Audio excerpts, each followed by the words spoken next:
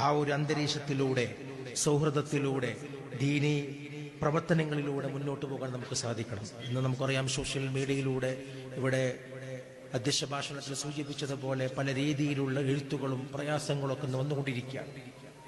നമ്മളെ കെട്ടുറപ്പിന് ഒരിക്കലും അത് ബാധിക്കാൻ പാടില്ല. അങ്ങനത്തെ ആളുകൾ ഒരു വിഡ്ഢികളുടെ സ്വർഗത്തിലാണ് എന്നാണ് അവിടെ പറയാൻ ആഗ്രഹിക്കുന്നത്. കാരണം അങ്ങനത്തെ ആളുകൾ ഈ ഒരു സംവിധാനത്തെ തകർക്കാൻ വിചാരിച്ചാൽ, ഇങ്ങനൊരു കെട്ടുറപ്പിനെ തകർക്കാൻ വിചാരിച്ചാൽ കഴിയില്ല എന്നാണ് ഈ സമ്മേളനം വിളിച്ചോദിച്ചത്.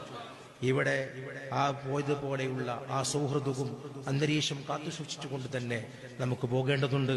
സമസ്ത അതിന്റെ 100ാം വാർഷികത്തിലേക്ക് കടക്കുകയാണ്. നമുക്കൊരുപാട് പ്രവർത്തനങ്ങൾ ചെയ്യാനുണ്ട്.